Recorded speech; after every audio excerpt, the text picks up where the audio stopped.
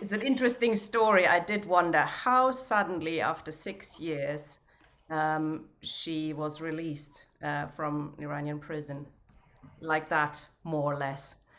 And some people think there's an oil deal, a potential deal behind it. What do you think, John? Oh, it's obvious. I mean, the big question is, this was Iran's money for tanks that we were going to sell to the previous despot, the Shah of Iran, and so they were owed this money anyway. And why wasn't it paid right at the start? And we've got Bozo going and cocking it up for her, getting her an extended sentence, and now it's supposed to be great statesmanship and diplomacy, and it's absolutely okay. They're moving away from depending on oil from Russia, but I always, we're paying the price of not having an energy policy. The pit closure program, the dash for gas that's depleted North Sea oil. And I don't want to start a debate about clean coal technology, but it definitely exists. And, I remember growing up, no, I never grew up, so forget that. I remember as a young kid, ICI used to sell petrol made from coal. And the Spitfires that won the Battle of Britain flew on a spirit distilled from coal. So, we've got indigenous fuel supplies, and instead we go cap in hand to any despot, any dictatorship around the world. We're not just settling this debt to get oil from Iran. We've gone cap in hand to the Saudis, who actually beheaded people while Johnson was there begging for oil. We've never learned from the 1973 oil crisis when OPEC jacked up prices. And if you wanted to settle a debt to buy oil, why not give Venezuela their billions that we've nicked for them in exchange for their oil? It's all about neoliberalism. This spot market for fuel is just people gambling. We've got blatant profiteering at the pumps on energy prices going through the roof, and people already in poverty, as we've said many a time, are going to have to choose between eating and heating. And it's hard to say my age as eating and eating, but it don't make a lot of sense. So we've got all this, and a lot of the petrol, the oil that's already, and the gas is already in the system. It's been paid for at old prices. So people, energy firms, are jacking up and just blatantly profiteering of people's misery. We all know. I don't know what about the answer is. Yeah, I don't know about clean coal, and we're not going to start an argument. Well, everybody's an expert on this, but in the NUM, we were part of the technology that helped develop it. We were brought up on it. We were educated on it. And also, you don't have to burn coal to get energy from it. It's there under your feet. You can make all sorts of byproducts from it. But we'll not go down that road. This is because we used the pit closure program to attack the NUM and to destroy the trade union movement. We warned about it. Arthur Scargill warned that this would eventually happen, and all the neoliberal cows now are coming home, and we're in a mess. And the only answer is a planned economy, a planned energy policy, where we actually decide for ourselves what sort of energy we use, we plan it properly, and we meet people's needs, not speculators' profits. Absolutely. I mean, renewable energy seems to be another way to go down. And there's no such thing, to be honest. Well, yes, but there's also something to be said about oil being kept alive on and in a really important position artificially because of the oil industry. I remember 30 years ago, Greenpeace discovered a car that can run on water, and it was never developed because nobody wants it to succeed. No, There are no, all no. sorts of issues there. But we could talk about that for many hours, but we don't have the time. Jackie, Hi. hi. You've been very quiet. Thank you. I love this story. It was in the Daily Mail yesterday. Gordon Brown, human rights campaigner, says that Putin must be held accountable. He will fight to his last breath to get him in front of the war crime tribunal. I mean, honestly, if you've been following the British or the American press, you'd actually think that you were in some kind of asylum for people who haven't actually noticed what they've been doing for the last 20, 30 years. I mean, this is like a load of carrion crows who have waited for their opportunity to wash the blood off of themselves by pointing at the boy who is doing something naughty. I mean, the outrage of people like Brown, who not just agreed with, but really backed the Iraq war. Millions slaughtered in that war, and leaving the Middle East in such an awful mess. And he has the temerity. And I have to say, I've got my criticisms of Putin, but for these people, Blair, Brown, the whole lot of them, most of the shadow cabinet, if not all, as far as I know, who actually voted for Iraq, how absolutely dare they? And can I just look into that article? A couple of things really stuck out to me. Brown talking about the long arm of international law going to grab Putin. I mean, hold on, how many times has Israel broken international law? And every time it does this and comes to face justice, what do? They say, we're not taking any notice of international law. And they're backed by these awful people. The other thing I noticed was he talked then, it was very interesting, because it was one bit of information I noticed this week. If you remember, there was a bombing of a theatre that was said to have housed, sheltered 1,000 women and children, basically, and that it had been bombed.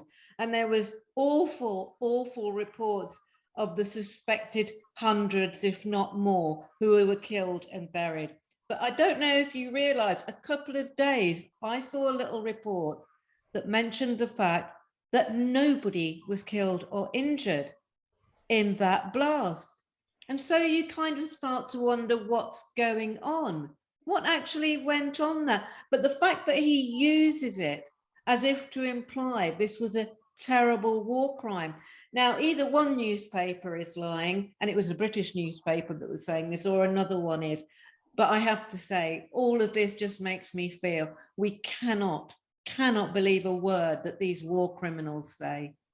And now that RT is banned and had its license withdrawn a couple of days ago, you can't even see the other side, which is lying through its teeth as well, no doubt. But at least, if you've got two liars, you can find somewhere the truth in the middle, perhaps. But you know what I've been doing, which is tuning into Al Jazeera.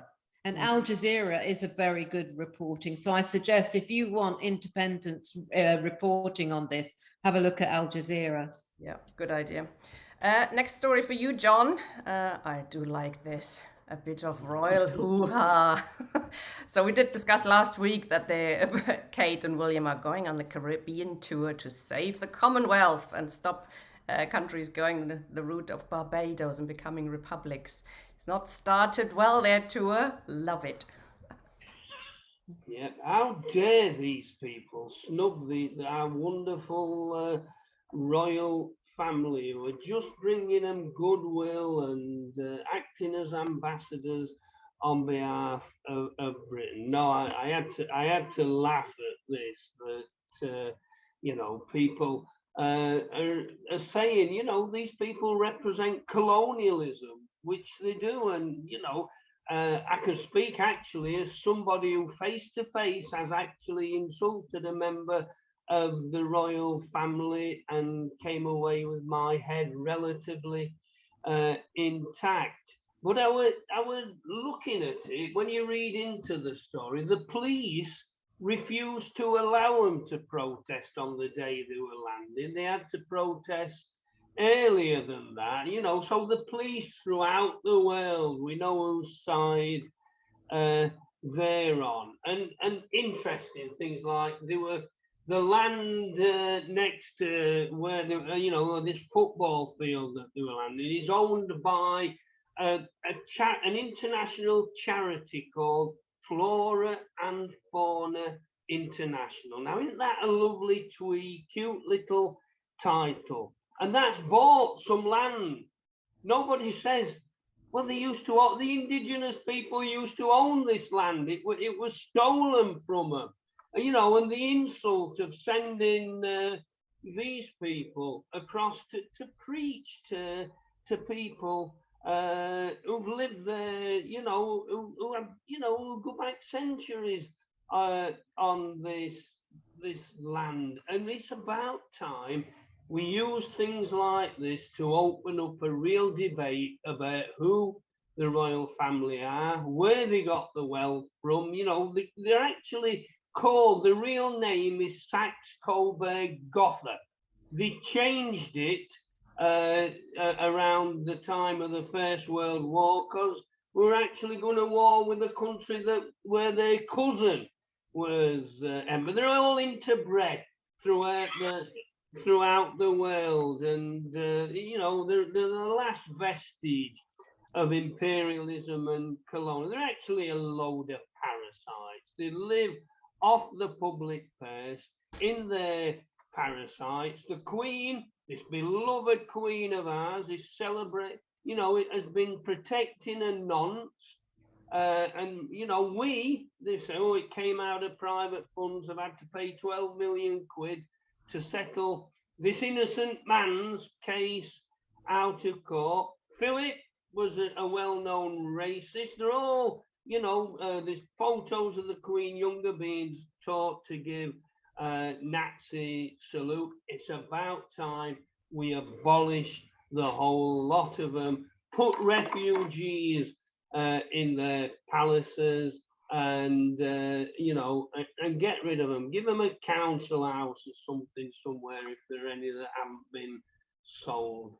You might get the fact I'm no lover of the Saxe-Coburg-Gothas. You know, we once cut the head, didn't we, off a king way back in the? Was that him who were buried under a car park? Well, you know, I'm not suggesting we do this, but I'm open to all offers. Absolutely, abolish the monarchy. I agree, and don't replace it with a president or something else. That republic ones. I think we need far more democracy, and they were called Battenberg, Mountbatten. They changed that name as well. And actually, abolishing the monarchy would probably set them free and allow them to become normal-ish people. Not, you know, we're helping them along the way. We're all so soft towards the monarchy. I think, John, you need to get a bit, you know, a bit more with them. Yeah, I'll do my best. I'll buy a flag and salute it every morning and sing the national anthem. Last story for you, Jackie. Unfortunately, not a happy one. This is a low-key. Is the latest victim. Well, he's been a victim of the witch hunt before, but this time they've seemed to have succeeded from stopping him from speaking at a NUS conference. Right. This made me quite upset, as you might have guessed, because, you know, I was one of the first people actually that they did this tactic on, and they never stop. Just be clear on this. It doesn't matter. They will never stop. But let's just see who the Union of Jewish Students is, because within their constitution, to be a member, apparently, you actually have to be a supporter of Zionism. And according to research that's been done by Al Jazeera, they're actually, surprise, surprise, certainly to some, if not significant extent, financed by the Israeli embassy. And in these newspaper reports, what they say is Jewish students. because we go, you know, the same thing that happened with Miller. We all go, oh God, these poor students, this is what they're having to cope with. But if they said a group, an Israeli lobby group supported by the embassy did this, we would feel totally different. But that is what they are.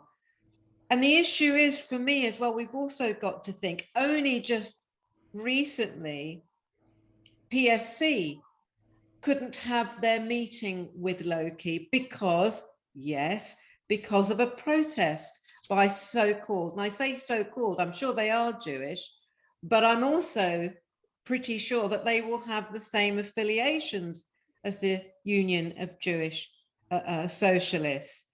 Now, just remember that Cambridge University recently hosted a whole evening with the whole panoply of dignity towards Zippy Hotovely. That's the ambassador from Israel. So if you want the ambassador on, no matter what the filthy stuff she has said about Palestinians, her mouth dripping with venom against Palestinians in the most racist form, you can go and you can be hosted by Cambridge University and have that honor.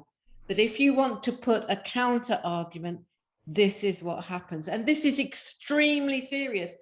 And in fact, tomorrow, I'm just going to give a little plug here on Red Line TV at 7 p.m. This is exactly the kind of situation we're going to talk about. I just want to end with, I've just heard from Loki actually, and because I just sent him a message of support, and apparently, you know, he's what he's saying is that there is much more that's going to be revealed about what's happened today. So he's there, but he's still fighting. But the only advice I would give to people is, when this happens, you do not agree to go. Make the host who's invited you sack you. You must not go, because they will keep on and keep on and keep on. And until we get solidarity on the left, and that means no platforming by left organizations to left activists, this will just go on and we will never have solidarity. And that is our basic strength. Here, here. And we're not doing that here, no platforming, are we? Quite on purpose. Thank you both very much. That was